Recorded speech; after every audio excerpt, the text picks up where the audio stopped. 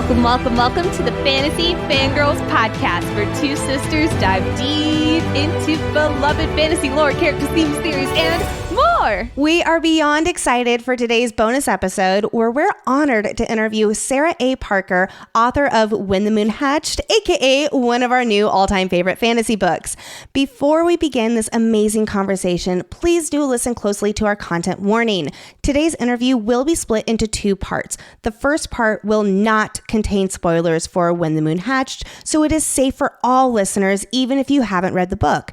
The second part of this interview, however, will be full of spoilers for When the Moon Hatched. We will be giving a major big spoiler warning before moving into the second part, so if you have not finished the book, we will kindly ask you to stop listening and pick back up the episode when you finished this mesmerizing story. I freaking love this book. While we're talking about an adult book today, and we are normally an R-rated podcast, we actually kept it pretty PG-13 in today's episode. Like, I didn't realize it until after the interview, and I was like, oh my God. But we just had so much to talk about in terms of magic systems, the lore. There was no time to talk about the R-rated stuff, and honestly, I don't feel like we missed out on anything. Last thing before we jump into our bonus episode with fantasy author Sarah A. Parker. If you love Fantasy Fangirls and you want more content, more community, more events, a book club with more author interviews, we are reading Spark of the Everflame for our June book club, and we have Penn Cole, author of Spark of the Everflame, coming to join us for the discussion. I still can't believe it. I'm so excited. Discounted and exclusive merch, early access to ad-free episodes, and more, ranging from $5 to $10 a month. You can check all of it out on our Patreon. Join the party at patreon.com/fantasyfangirls. The link is also in our show notes or YouTube caption, depending where you're tuning in right now. And really and truly, thank you so much for supporting the show and supporting Nicole and I. It means the absolute world as we make this our livelihood. And now it is time to ask Sarah A. Parker all of the questions about this beautiful fantasy book, When the Moon Hatched. Welcome, Sarah A. Parker to the Fantasy Fangirls Podcast. We're so happy to have you here. We are just so excited. We are both huge fans of When the Moon Hatched, really and truly, top 5 fantasy books. And that is saying something because we read a lot of books. And so we're just so honored to have you on here today and to answer all of our questions. It's an absolute honor to be here. Thank you for having me. Thank you for taking the time to interview me. And yeah, I'm excited for this. It's going to be so much fun. And yeah, can't wait. Can you please give our listeners a quick introduction about who you are, your books, you as an author, where you're from, all of that good stuff? Yeah, of course. So I'm originally from New Zealand. I moved over to Australia when I was about 19. But living in New Zealand, I grew up on a farm, lots of open space around me. I grew up with my nana living sort of just, a few steps away in like a little flat that we built for her on the farm. And so, yeah, really sort of, very big family vibes. Lots of animals around and just all that sort of stuff. So, I moved over when I was 19, like I said, and met my husband. And then we had 3 kids. We had William when I was 22, and then Indy 18 months after that, Bella 18 months after that. So for a while we had 3 kids, 3 and under. And when Bella I got two under too, so it was 16 months apart. I feel you so much when you say that. Oh yeah. Oh man. Mayhem. Absolute mayhem. For a while there, and I'm like, I don't know how we actually survived, to be honest. But anyway, here we are, live and kicking. But yeah, when Bella was born and she was about sort of 6 months old, I was at the time sort of running my own little clothing business, kids clothing designs, and I kind of reached the point where my designs were getting sort of ripped off and sold on like Alibaba and whatnot, and all my pictures and stuff were being taken. And I was like, well, I'm at that point where I either need to go big and get things manufactured overseas or and I had these stories that had always been in my head, and I said to my husband, I'm going to start writing. Like I had been writing prior to that, but I hadn't been spending, the majority of my energy on it. I'm going to start writing these stories that are in my head and, give me until the kids are all at school. And if I'm not people aren't interested in my stories by then I will tilt again. So Belly is now 7 and she's our youngest one. She's now 7 and here we are. Wow, that's so exciting. we've got a big dog and I've got lots of plants and I'm living my dream. So that's just fantastic. Well, congratulations. Seriously. And so while we're talking about all of that, I know that today we're going to be focusing on When the Moon Hatched, but we'd love to hear about your other books. Is it a completed series, the Crystal Bloom series, or? No, it's not. No. So books 1, 2, and 3 are currently out. I actually was supposed to be working on book 4 when I wrote Moon, but the Crystal Bloom series is I've got to dig very deep emotionally to write those stories. And so I needed a breath, and that's where Moon came from. So I'm now working on book 2 in the Moonfall series and book 4 in Crystal Bloom in tandem. So not finished. There's still another at least 2 books. I'm going to try and wrap it up in 2 more big ones. But yeah, we've still got all my favorite stuff that I've been so looking forward to writing in that series is coming up in the next couple of books. So I'm just really excited. Wow, that's fantastic. This is the biggest question that we have been asked by all of our listeners, like, how many books are in the, When the Moon Hatched series? When is book 2 coming out? And so we said, don't worry, it'll be one of the first questions that we ask Sarah. So here we are asking you, how many books are planned for this series? Can you give us any details or hints about book 2? Yeah, so there's going to be 3 books. I don't think it'll go over more than that. I've purposely sort of shaped the story so that I'm hopefully going to wrap it up in the 3. I like there's 3 different dragon breeds. There's 3 different areas of the world. I like that whole sort of, and the story, it should wrap up in 3. So yeah, that's the plan. And in regards to release date, obviously I'm trad pub now with Moon. So I can't, usually with the story, I finish it, I finish my final read through, I upload and it's up. It's a bit different now. Once I finish, it goes to my editors in Harper Voyager and Harper Avon, and then they'll do their thing, and then we'll run, our arcs and stuff like that. So currently I should be finished writing what will be the second draft by October of this year, and then I will be passing it on to them, and I believe we will be hitting publish in UK, it'll be around about next September, October, I believe. Yeah, so arcs will be getting out well before then. But yeah, by that stage, I'll be well into almost finished book 3 probably. So you mentioned you write 2 drafts. Is that like second draft, like you write a first draft and then you go back and write an entire second draft? I'm not a writer, so this is fascinating information to me. No, so with my writing process, I do things a little bit funny. First I get down on my dialogue and on my cues. And so that for me is not even a draft. That is like the whole book and dialogue, basically.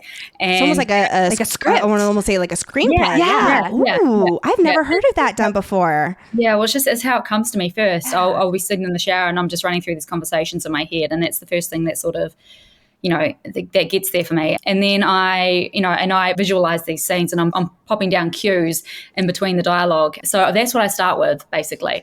And then I go through and I write that into a book. And through that, things will shift and change, and sometimes conversations will change and stuff, but I allow myself to be quite free with that. And then I'll go through and I will flesh out that first draft. And so that's usually me going through every single chapter in depth and, really making sure it's all giving the message that I'm wanting to give and hitting the points that I want it to hit. And that usually adds an extra 30 or so thousand words to a draft. So that's, by the end of that, it's draft 2. And then usually on my third draft, I'm going through and I'm trimming back and I'm making sure that things move fast and, that I haven't overwritten certain things and stuff. So I've got a bit of a process, but yeah, it's all basically, I look at it like, I guess, say, you're making things out of clay. You're throwing the lump of clay down on the wheel, and that for me is, the dialogue and the cues. I've got that. Then I'm shaping it up and shaping it into something. That's the end of the first draft. Then I'll let it dry, and then might glaze it, and then that's, the next draft, and then I'm firing it. And, I look at it like kind of like that, I guess. So when it comes time to like editing and stuff like that, because you've done so much in-depth analysis, does that cut the editing time back typically? Well, I give my editors as much time as they need. Usually it's about a month. With Moon, my first editor had it for about a month to 6 weeks, but she said that's 2 sweeps. So she's doing 2 sweeps on each chapter as she goes through. So I went over all those notes. They took me a couple of weeks. And this is after it's already been through beta and alpha as well. But then went on to my second editor, and she had it for about I think 2.5 weeks, 3 weeks. And so she did one whole sweep, gave it back to me. I went through the notes, took me a couple of days, then did a whole nother sweep and passed it back to me. So that was more finer tuned things. So yeah, and just like, reading for making sure that the points that, doing a second whole read through of the book from start to finish, like just making sure those things for me that I'd picked out for her to say, keep an eye out for this, keep an eye out for this, and those sorts of things. So yeah, so I don't know. I mean, I've never sort of worked any other way, so I'm not sure if it does make it easier for them or not. I'd have to ask them. Hey, if it works for you, that's incredible. I love it. Yeah, whatever works best for you. Like, we all have our processes, and I've tried, like, for instance, like for us with just getting our episodes prepared for our deep dives, we've tried to shift how we do it. And it's like, nope. I can't do it any other way. Like, this is the way I do it. So I can absolutely appreciate that there. Well, I have a quick question in regards to, you mentioned you have 3 books planned for the Moonfall series. Do you have any ideas of like prequels or novellas that you would want to write in this world, in this lore as well? Yes, I do. Even as I was writing book 1, I was saying to my better and Alfreda's, yes, you might get that as well, but let's just wait and let me get the first 3 out and we'll see. But yes, there is absolutely opportunity there, but I'm not going to promise anything. Totally. But yeah, there is definitely other stories in my head in the world that I would love to get down on paper and share with everybody. Awesome. I love that. I love just how unique the world is. And I'm so excited to talk more about that in a few moments. Can you give us any possible hints about the title of book 2? I cannot. It's okay to say that. Okay, all right. Figured I'd at least ask. Shoot for the stars. Yep, that's fine. You're doing a lot of that. I'm sure that'll be happening a lot this episode. So as a fantasy, especially with the high fantasy that When the Moon Hatched is, are there any tools or resources that you have to keep track of the world? Because this world is dense. It's so beautiful and so dense. How do you keep track of it as you're writing it? So I actually came up with the world itself 3 years ago. So I've been walking the streets for a very long time. I was walking the streets for much longer, like well before the actual story spoke to me. I did try and write a story in the world a couple of times, and both times it wasn't giving me it just wasn't there for me. Yeah. So I went back and scrapped both those and started fresh. But once it did speak to me, I was like, oh, that's it. So with that world, and one of the things I did do once the story did speak to me is I sat down and I spent a month just writing down my lore, writing down, my characters, getting my naming everything, like getting everything down into this big master document that I literally haven't looked at since, except to like check my names for things that I'd put down. But that for me was like, I guess, sketching out an outline and going, okay, that's what I've got to color inside of. I need to keep, that's my outline. And so I guess that allowed me as well to know my characters better and to know, their motives and all that sort of stuff, and get into their heads easier without I'm not very good at shooting blind. I'm definitely not a pantster. I'm full on organized. I don't thrive well in the chaos. You're in good company. No, I'm so jealous of writers that can just pants and can like write this incredible story with all this, I guess, detail and whatnot. I just like sitting there, like, I've got a friend who does it, Raven Kennedy. She's just like, I'm like, how? I honestly, I'm full organized. Yeah, I have tried the other way. Yeah, hopeless. I will literally sit on one chapter for like a week and a half trying to like find my way through the trees. It's shocking. So then I have a shower set and I'll sit there and I'll plan it out and I'll see it in my head and I'll be like, oh, okay. And then I'll sit down and I'll write it in an hour. Right. All the best ideas always come in showers. That is so. There's a little notepad, like it's a waterproof notepad that you can put in your shower and like write ideas down as they come to you, because you step out of the shower and you instantly forget every single brilliant multi-billion-hour like idea that you just had. I do it on this. Like I literally, it's waterproof. I think. I hope. Actually, I think mine is. I just got a new one. I think mine is too now. Thank you for reminding me. I'll sit there and I'll like literally have it sitting outside the door, and I reach out and I'll tap down my note and put it down. I'll close my eyes, keep back to thinking. So it's my think space. With summer comes all the summer fun. That means days at the pool. That's my favorite summer activity. Shopping and patio happy hours. And summer should be fun, not financially stressful. With the Chime Secured Credit Builder Visa credit card, it's easy to start building credit with everyday purchases and regular on-time payments with no annual fees or interests. And if your credit scores grow, so could your opportunities to lower rates on loans like car or home. We understand firsthand how important having strong credit can be for those big life moments. Chime's Credit Builder Visa credit card helps you build credit every day. There's no annual fees, interest, or credit check to apply, and you can use it everywhere Visa credit cards are accepted. My favorite part of Chime is how easy it is to access your money. Chime offers over 60,000 fee-free ATMs. That's more than the top 3 national banks combined. That's awesome. And you can easily find one near you with the Chime app. With Chime's secure credit card, you can improve your credit scores all summer long. Get started today at chime.com/fantasyfangirl. That's Chime, CHIME.com/fantasyfangirl. Chime feels like progress. The Chime Credit Builder Visa credit card is issued by the Bancorp Bank N.A. or Stride Bank N.A. Spot me eligibility requirements and overdraft limits apply. Out-of-network ATM withdrawals and OTC advance fees may apply. Terms and conditions apply. Go to chime.com/disclosures for details. If you can say without spoilers, what was the part of the writing process, specifically with Moon, that you decided to add the glossary? Was it all the stuff that you spent the month doing at previously? Was that basically the glossary? That's when I first started building it, yes. So I had already like a 15-page glossary at that point before I'd even sat down to write the first chapter. So yeah, and obviously as I went through and, I'm adding bits and pieces and I guess deepening certain areas, I'm adding more to that glossary. And I got to the end and I was like, this is a really big glossary. And I said to myself, should I cut this back and make this sort of easier to color? And I was like, you know what? No. Bless you for having a glossary. We love the glossary so much. So at first I will say I tried reading it, almost like using it as a study guide beforehand. And I finally had to kind of throw my hands up and be like, okay, there is no way I'm going to memorize this before and have it make any sense before I start the book. So it's okay, really focus and understand how time works and whatnot. Mm-hmm. And then of course, just how the story naturally goes, it all makes sense even without the glossary. But then it's oh wait, what was that one thing? What was that dragon type again? And then being able just to go back. Yeah. And it was so nice. Nice. It was a very specific chapter that I looked at the glossary for the first time because I was listening to it on audio and I just kind of listened on with the story. And then it cut to a very specific POV and I was like, what? Hold on. I think initially I published it at the start, right? So people would, it's right there. It's in your face. I think a lot of people felt like it was, what's the word? You had to read it to be able to enjoy the story. Whereas I didn't sort of just pop it there and be like, you read this or you're not going to understand it. I try to, give a background for each thing as I'm going through, but I also know that can get if you go too hard on that, it can bog you down as a reader.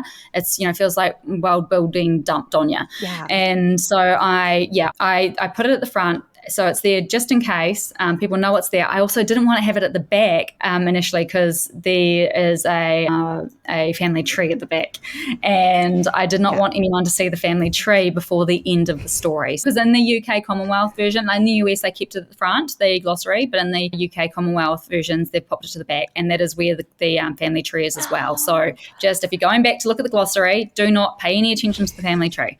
Yes, exit out basically. So since time works differently in When the Moon Hatched, can you give us more insight into how time and aging work? Understanding specifically that they are not immortal, but they do have longer lives than, our human equivalents. And of course, one phase equals 1,000 cycles, which is, I did not do the exact math here, but it's approximately 2.5 years.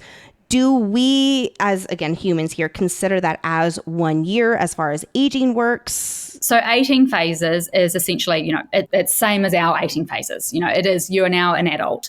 And, if they would reach their prime between sort of, 18 to 30 phases, that's that you're in your prime. And but then, obviously they're not immortal, but they do have very long lifespans. So some have very long lifespans. And it obviously it depends as well on, there's the Dragon Bloodstone as well. And there's all these different things that I can't yet talk about, but there are ways to prolong a lifespan as well. But yes, they have much longer lifespans than us. So how old for I'll say normal fae, how old would they be when they hit like elderly? Elderly would be, quite a lot. There'd be thousands of phases. So yes. Okay, cool.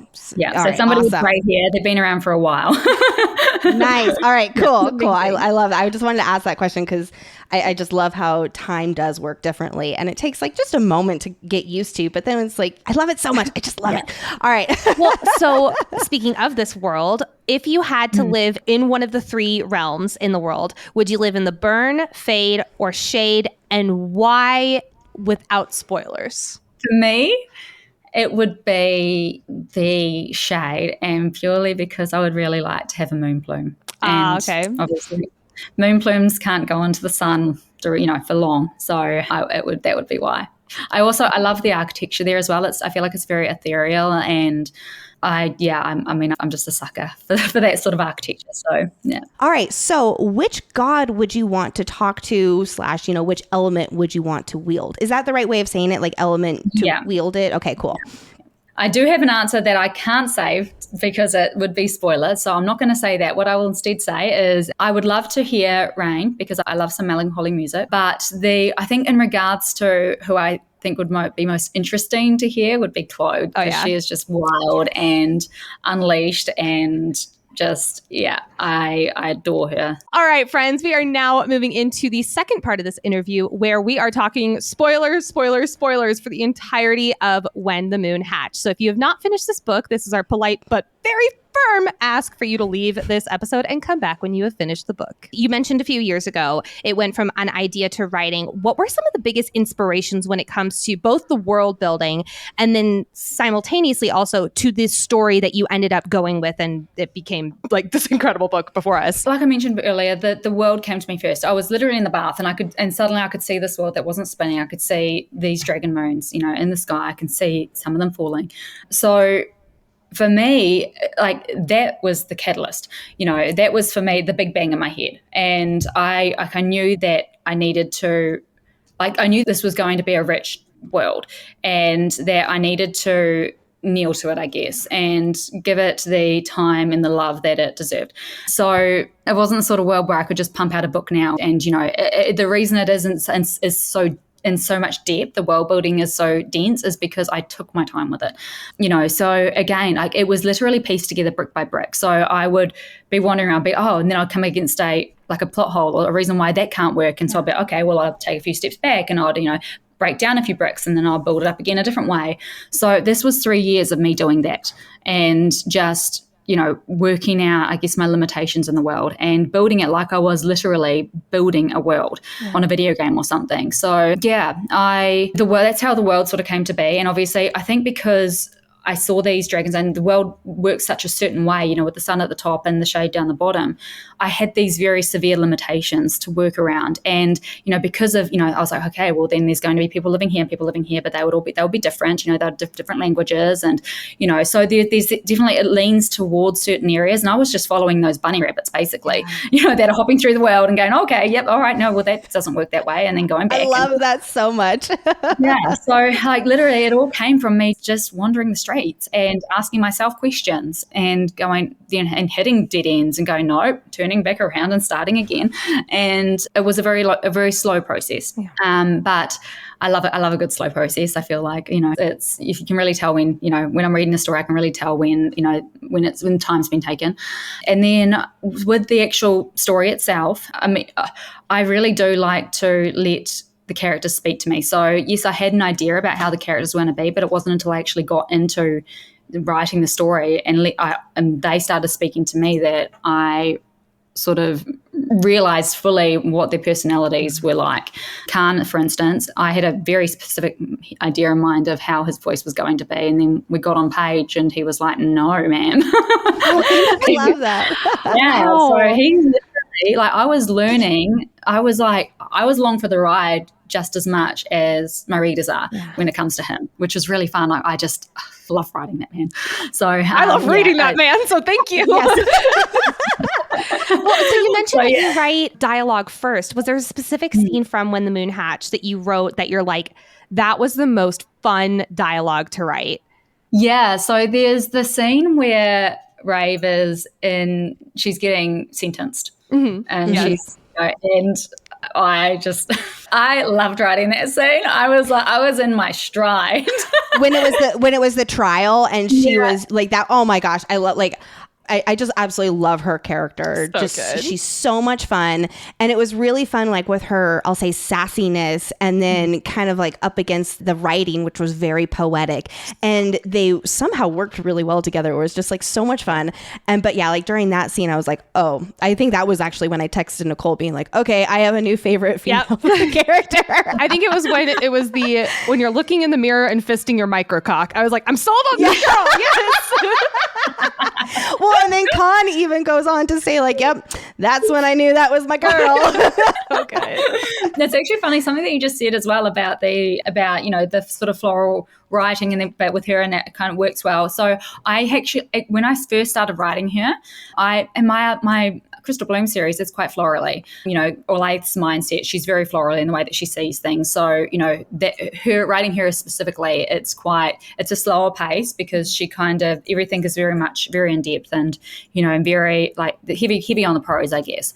And so when I came in to write Rave, I initially sort of, when I was getting down her first sort of chapter and filling in the blanks and whatnot between the dialogue, I was like, I had her quite florally, and I had to go back and cut her right back because I realized that didn't meld with her voice. Yeah. And once I did that, I was off. Yeah. So it's that first chapter I kind of stumbled a little bit. I always stumble on first chapters in books. That's like my curse. But no, yeah. So I realized very quickly that she needed to be pared right back as far back as I could take her without, while still kneeling to the way I write. So, yeah. I love it. Well, and then also in the diary entries, I won't say it's like very florally because it does still feel very much like a diary entry, but she does still have that way of writing too. Like, of course, like it's your way of writing, but like she has that way of writing too. And so it didn't feel, I'll say, out of place by any means. It was almost like that was like her thought, her inner monologue was a great bridge between your writing style and her dialogue. So I just absolutely loved that. And you like, as soon as the big scene happened where it was like, Nicole and I were actually in a hotel room and we were listening to it at the moment. It's like, and feral. I just like started like literally wandering around. Like I was like, she's already read this book, once or twice already. And she's just having so much fun watching me like live react to all of this. And so now I've gone back through and had so much fun rereading, very specific moments, especially all the diary entries where it's like, oh my gosh. And just like now knowing that it was Rave, remember everybody, we already said there were spoilers. And spoilers. It's just, it creates such a new fun perspective of reading that. One of the things that Lexi and I love is when you read a book and you're taken on this beautiful journey and then like this big thing happened and you reread the book and it's a different book. And that's exactly how this one feels. And the amount of like subtle foreshadowing you did from chapter 1 even with Khan and Rave meeting for the first time. How do you do that? Like, that's just really the blunt question I have. Well, I mean, from the start of sitting down, I knew that I was going to be running 2 different timelines because book 1 really is about us understanding who Rave really is. It's about understanding, like her backstory and getting her to a point where we understand, her, we understand Khan somewhat. And, it's so that we've now got that kickboard to move forward with the rest of the plot, with the story and with them. So for me to get everyone to that point by the end of book 1, I needed to run these 2 different timelines. And so I of course, as I mentioned earlier, that I had spent a whole month getting everything down, all the backstories, everything down. So I had this whole entire, I think it was about 4 pages of bullet points of everything that, that Elowen had been through, in that document. And so when I sat down to do the diary entries, I did them all at once. I spent about a week and a half just sitting down and writing. I was writing them in the shower, I was writing in the bath, I was writing them laying in bed, and I was just writing nonstop, like I was actually her writing those diary entries and crying most of the time. And so I just let her speak through me basically. But through that, of course, I knew what foreshadowing I needed to do. Those diary entries, they didn't change much from that first draft that I gave them. Obviously, I went through and tidied things up, made sure, that she spoke in a way that was understandable, but not a lot changed. So me writing the actual story, I knew what I was planting. I knew I had this other story in my head that I'm leaning towards. And obviously I do the dialogue first. So I had all that down already before, because I do things in such stages. I've got plenty of chance as I'm going through to make sure I am foreshadowing as much as I possibly can, because I love it. I love foreshadowing. I love going back and reading a story and it completely looking different. For anyone who's read my Crystal Bloom series, it's the same with that series. Going back and reading from the start after each book, it's other things light up. So it is, I don't think I could write a story without foreshadowing, to be honest. I love it. You're a master at it. I think we both say that with full confidence, truly.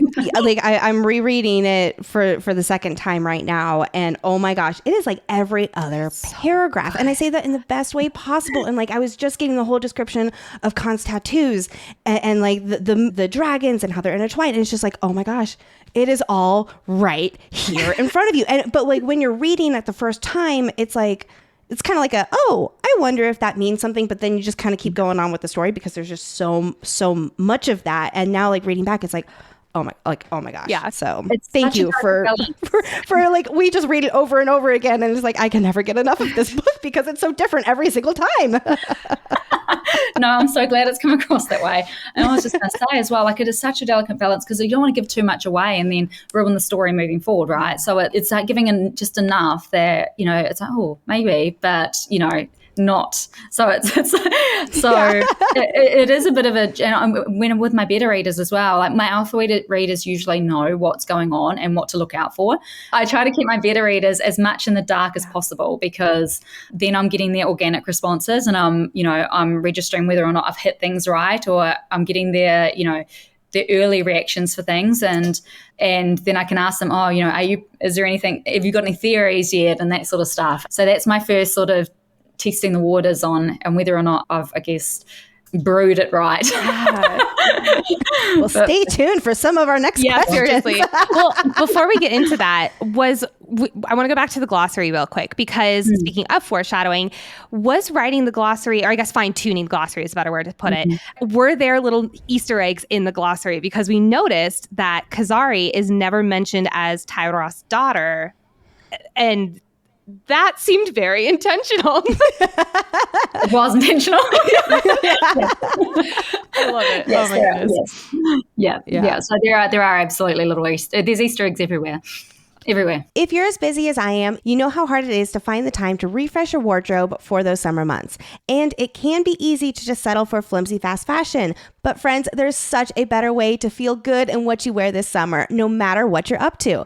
Quince is my spot for quiet luxury without paying those luxury prices. Quince offers a range of must-have items like 100% European linen under $50, luxurious mulberry silk skirts, and of course, Italian leather bags and 14-karat gold jewelry from $30.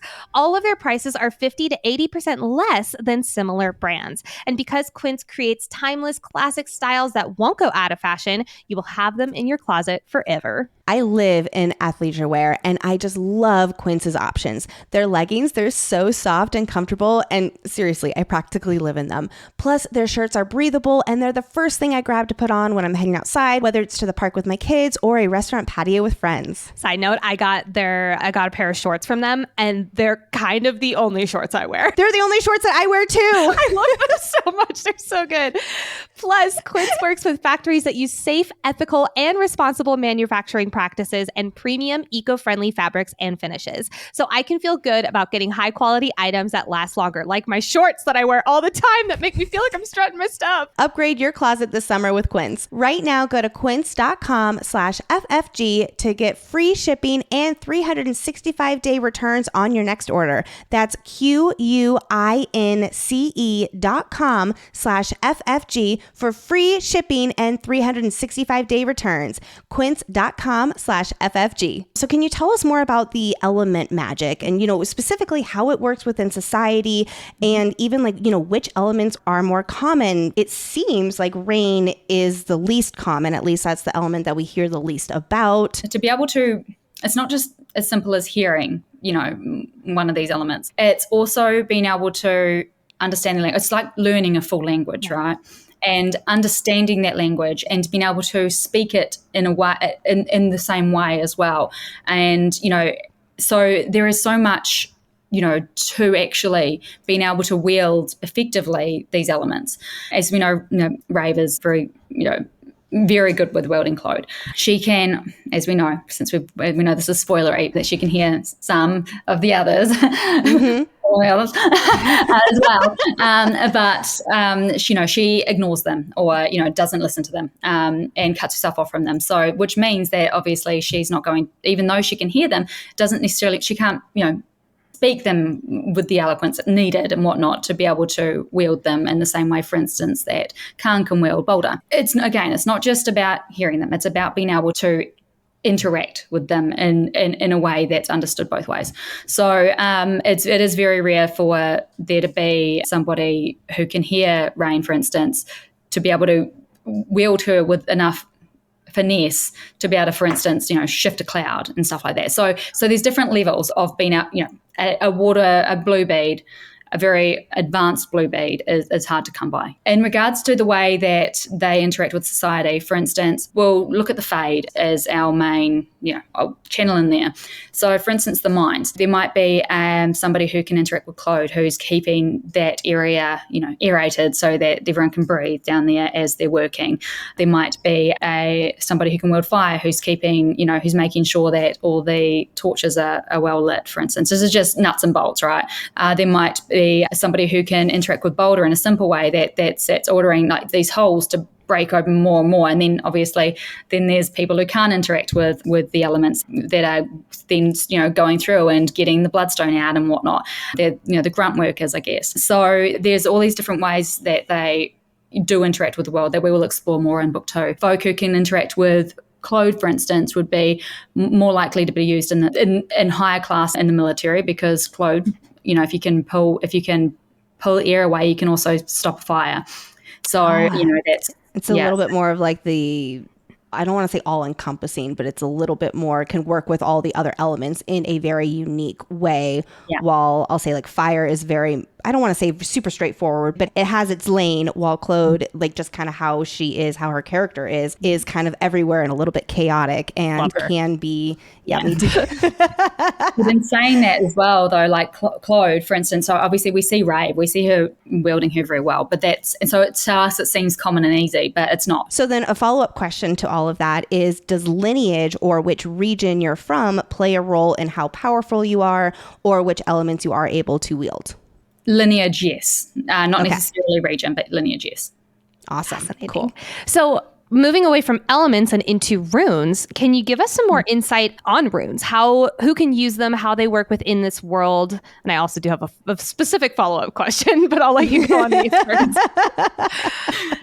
So for a rune, the way I kind of picture them in my head, it's very much like a rocket scientist, right? With what's the word, like advanced algebra and, all that sort of really clever stuff.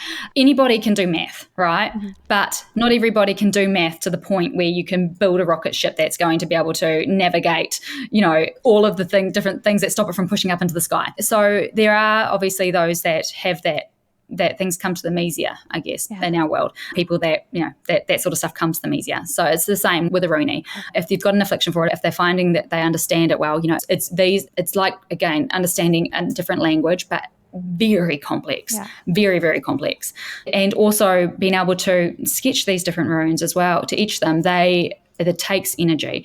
Just as with Callus, I guess, giving his empty space for the world to be built, It's the same with runes. You etch one into existence, it takes something from you.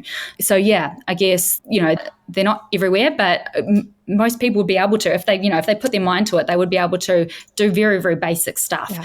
But, in saying that as well, like the Book of Void it's got, that's where all this comes from. And there is a lot there that I can't go into, but there is a lot that most folk of the world don't know. Can you walk us through the timeline, or let's just say, can you give us any information about the moon's falling? We know that it was about 5 million stones after the world was created, and just any hints as to why specific ones fall, or just anything about the moon's falling. So there's very spoilery as well.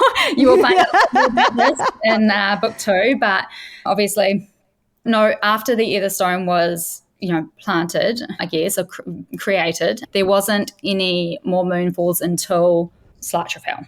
And then there's been obviously 2 since then.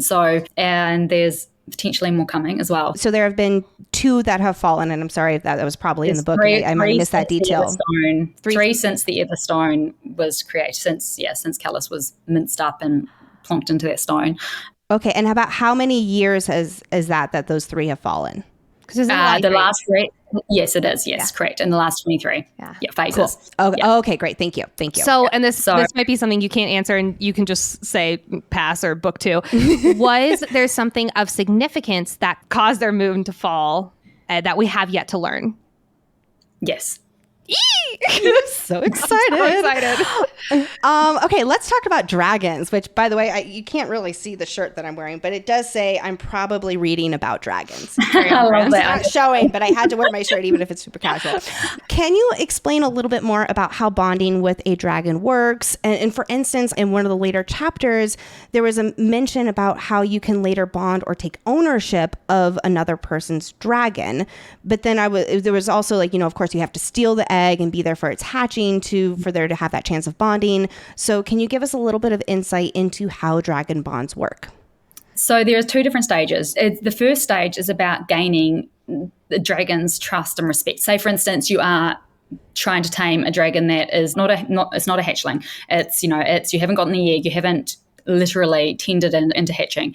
Say you just went to one of the hatching grounds and you climbed upon a dragon's back and you somehow miraculously got there first, because it's very hard to do, and then rode it until it trusted you or gained its trust some other way.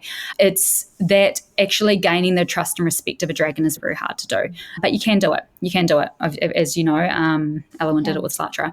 Right. So it's just harder. Whereas in saying that, though, stealing an egg is also very difficult. Hatching it yourself, being the first being that dragon sees, you're instantly creating a bond with that hatchling. So it's so long as you get that egg and it does hatch and you're able to actually hatch it, which is difficult because it requires certain, care, the chances you are going to bond with that dragon very quickly. Then you've got to, tend it into growing up and stuff like that. So it's a process. It's not something that happens overnight. But again, to actually climb on top of a dragon's back, you are building that. The dragon is, for it to accept you and to stop trying to buck you off and stop trying to eat you and, fly you into a tree or something, that is a process. And then after that point, there is another level and you will learn more about this in book 2. So quite early on in book 2, actually. So I'm not going to go into it in too much depth. It is about the dragon walk. So yeah, there is a whole nother level that is very rare to a dragon and its rider bonding. And I'm not going to go too much into that because I don't want to spoil things. No, we don't want to be spoiled. We just want the tiny little teasers. Even if you're like, nope, I can't talk about that, it's in book 2. It's like, wonderful, we will take it. Well, so question on specifically with Dagamork, is one of those instances getting a dragon when they're older versus having one from hatchling age, does one lead to a higher chance of Dagamork, or which one did Khan and Rhaegon do? No, I'm not going to go into that. Okay. But what I can go into is, so a dragon respecting and having that bond with a rider is, that's the dragon giving itself to the rider, I guess. It's this it's a safer sort of bond, right? But Dagamork, it's actually quite dangerous, and for a dragon, it can lead to the rider not surviving. So that process, what they are offering, I don't want to go to all the spoil things. Nope, you're good. For a dragon to offer that,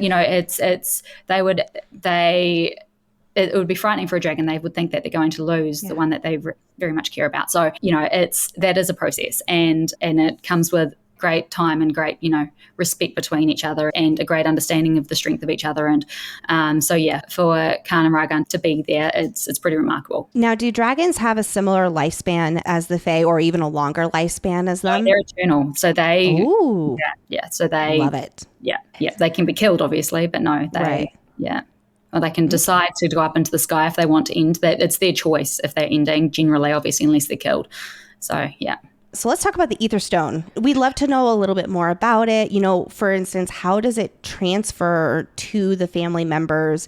We understand the person bearing / protecting the stone has to die for the stone to be released. And then is the transfer automatic? Can you walk us through how that works? Yeah, no, it needs to be physically lifted and placed on the other brow. So it doesn't lift itself or anything like that. So, yeah, so when obviously Alwyn's mum passed away, it was loosened for quite a while before, but then she obviously placed it on her brow. So it was taken from her mum who had already passed.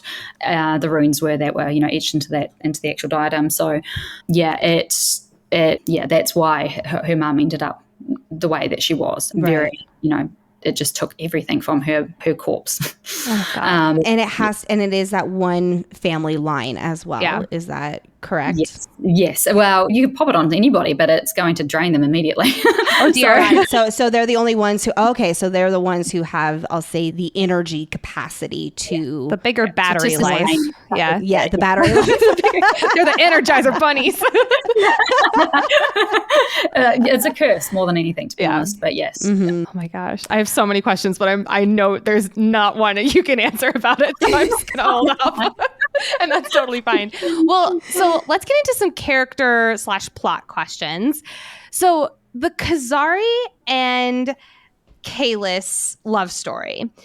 Can you offer any hints as to how that came to be, what this means for our story moving forward, or just a full stop pass? So you'll learn a lot more about that in book 2 and book 3, especially book 3. So it's coming. It's coming. That's so exciting. Wonderful. Yes. That was one chapter that I reread almost immediately after I learned just who Rave was, because then it's like, oh my God, without even knowing that she was her daughter yet. And then I went back through just with that extra context, and it's just, again, just totally different on a reread. So can you tease anything about Fallon and her and Rave's relationship, how it shaped Rave to be who she is today? So again, you're going to learn a lot more about that in book 2. I'm so glad that these questions are things that are actually coming in book 2. Also, it's like, I tell you what, man, some people are even like, there's a second book, right? And it's like, with that kind of cliffhanger, are you kidding me? There better be. And it's just so much fun just because we all have so much excitement about it. And just like, we understand if we have to wait, we do have to wait, and just, it's so exciting. But yeah. No, but I will say Fallon is dead, and it was traumatic and quite horrific. Like when Rave was first, brought to the place where, we obviously don't know a lot about it, but with Scavenger King, she was learning about the world. It's just like like they think toddler brain in a fully grown, fae body. So, very frightening, very, boggling, had to learn to speak, to, how her body moved, all that sort of stuff. So, Fallon was there for her through most of that. So, not from the very start, but she was there through a lot of it. And, I think when you're creating those bonds with somebody and you're really letting them into your heart, and then for something as traumatic as what happened, which obviously you don't know yet, but for what ended up happening there, it was, for Rave, it was very, it kind of shaped who she is now and how she deals with love and letting people in, and so she had a hard, I guess, reintroduction to the world, and a hard end to her last life as well. So she's been through some shit. Would you consider it like a sisterly bond, or was there even like a romantic relationship in there, or? No, very sisterly. Like she loved her like a sister in every way, shape, and form. So, okay, we need to talk about the other. Can you give us any clues about this connection, this relationship? For instance, when the other attached itself to Rave, was the other there right from the get-go when she was reintroduced into the world? Does the other only come out when she's really in her rage? Why does the other exist within her? I know you can't answer that, but I'm asking anyway. So yes, the other has been there since she was, since she came to in this life, we'll call it.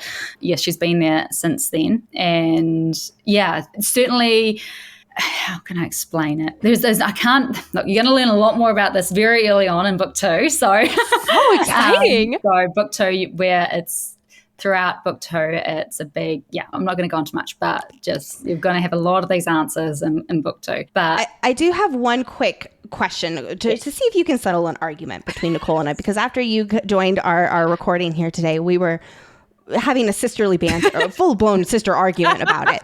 So in the audiobook, because we both love to listen to audiobooks, the other's POV, it is mostly a male voice. So there's the male speaking it for like any of the high level walkthrough stuff. And then it cuts to the woman who plays Rave's voice for like a line or two. It almost seems like an inner monologue or inner dialogue sort of situation. And then it cuts back to the male's voice, which I normally am like, oh, like whenever it like split POVs like that, this was the first time a split POV. I'm like, this is perfect. No notes. It never changed it. It was so well done. I loved it. But yeah, so it almost seemed like the other's monologue was a female perspective. Yes. Okay. Yeah. Yeah. Okay. Then that's right. Yes. Ha All right. You were right. That's okay. It wouldn't be like a feminine voice, you know, so the other, I'm glad that there is that, you know, sort of, because it would be more of a kind of animalistic sort of, you know, deep sort of, you know, that make, yes. Word. So, okay. Yep. I'm happy. I'm going to hold off on answering or asking my next question because I feel like it's going to not be able to be answered, but that's totally fine. We have a theory on who the other is. And let me tell you, so we have a Discord just for like Fantasy Fangirls and for all of that. And we have a When the Moon Hatched section of the Discord. I think it has the second or third, like most amount of conversation going on in it, just because everyone has gone feral for this book. And there is a very popular theory in said Discord that I know you can't say anything about this, that the other is Slatra taken over Rave. That is our theory. I think for anybody who has read the book more than once and has picked up on my foreshadowing would know the answer to that pretty clearly. You know, I did the foreshadowing I did do. It was specifically, so that question, you know, if things were sort of taken in and noticed, that is answered in the foreshadowing. Amazing. Between the lines. Yes. Fantastic. I love it. I love it. Follow-up question to that, because at the end in the epilogue, Kazari is starting to show signs of madness, it seems like. We can assume it's I'm going to call it a different type of, or a different flavor of madness from the other. Is it a different? Okay, beautiful. No, I'm so excited to learn more about that. Because at first it was like, wait, is the other within her as well? Which would then mean, is the other like tied to the ether stone? Okay. Cool. Got it. She can hear Callus. Well, she generally can. Yeah. So, So she is definitely struggling in there. I will say that. So we will. Book 2. Right?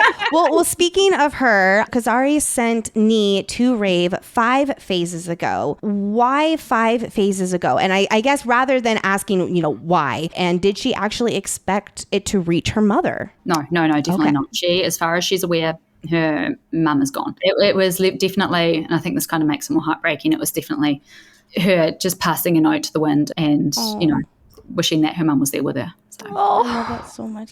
And so it was because I was going to follow up with asking, like, is this at all correlated to why she keeps escaping the shade? So I guess my different question is, do we find out why she has been escaping the shade? Yes, we learn more about that in the next couple of books. Nice. So yeah, awesome. we learn a lot more about Kazari and we're in the next couple of stories. So that whole Kazari, Khan, Elwyn / Rave, and everything that happened in the diary entries, that is all sort of, and also the prologue of book 1, that is all very much, you know, all of that. I think book 2, 3, that is the whole. Love it. So I'll ask another question here, is that from reading Khan and her interaction, it did not seem that Khan is aware that she is his daughter. He does not know. No. Okay, cool. I love all the lines of, well, if she was my daughter. And I'm like, it's so exciting.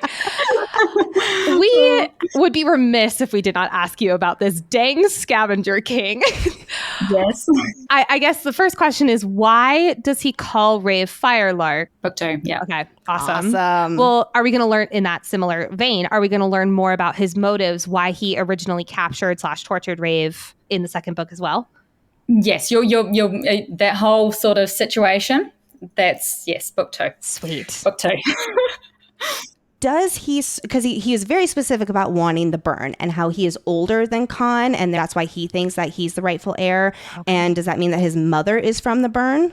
Yes, correct. I have to ask you, Sarah, as we're asking these questions, do you have to like go into different compartments of your mind? Do you have like, okay, this is the only book 1 compartment and this is the book 2 compartment? Like, are you having to like be like, did I say that in book 1 or is that in book 2? Like, especially because I'm writing book 2, I'm like, oh gosh, hang on, like, let me just think. I'm writing back. I'm like, okay, no, that conversation did happen then. You're doing a phenomenal job at it, I just gotta say. So I'm like, you should see in my head, I'm like juggling. I'm like, oh gosh. Seriously, you're doing so phenomenal. It's just amazing what you've given us. Will book 2 open right where we left off? Or is there going to be some time has passed, or can you not say? So obviously I've still got to pass it on to editors and stuff. And, I might be asked to change bits and pieces. So please take this with a grain of salt. But currently as it is, yes, we start where we left off. But we do have time jumps that happen throughout the story. Well, we move forward in the story. So and I'm not talking about years or anything like that or phases. But we do definitely, the book 2 we cover a lot of ground. Yeah. So awesome. Very cool. Before we wrap up this interview, is there anything else you'd like to share with our audience? Any questions that you wished we had asked that you have the answer to ready to go, or anything at all that you'd like to share? I think we've done really well. I think we've covered lots of ground, and I think you guys have done great with asking with your questions and everything. It's been really fun. So thank you so much. That means so much to us. Thank you for the story you've written, and from the bottom of our hearts. Like, I know I've been sharing like a crazy woman on our Instagram stories, but you've been very kind to repost how I've read it like 4 times, and that is not because we're interviewing you. It's because this book, I mean, obviously because you're amazing, but like it's because the book you have built is so incredible.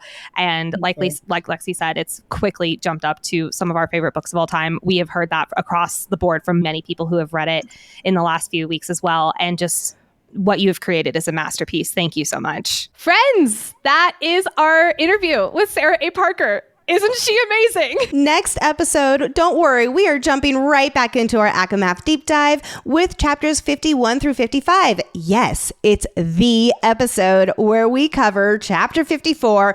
Who's ready? Thank you, as always, to our executive producer, Hayden, aka our sanity manager. We adore you. And like we mentioned at the top of this episode, if you're interested in more content, more community, please do consider joining the Patreon party. It's really fun. You can also sign up for our newsletter, where once a month we send out a buku bunches of resources all wrapped up into one newsletter, including fantasy book recommendations, small merch store recommendations, a trivia question, what Lexi and I are up to, and more. You can sign up for that in the link in the show notes. We are also very active on social media, so please consider giving us a follow at Fantasy Fangirls Pod on TikTok and Instagram. You can also rate and review the podcast. Taking 2 seconds to hit that 5-star button means more to us than you will ever know, and it's one of the shortest things that you can do to help the show out. But the best thing that you can do of all of this list to help out the show is to share this episode with your fellow When the Moon Hatched friends. If you and your friends are now stressing out in your text messages over Kazari's fate and what this means to her, I'm stressed for book 2 and 3. This is a perfect episode to send to them and probably raise their blood pressure a little bit more. Thank you so much, everyone. We will see you again on Monday.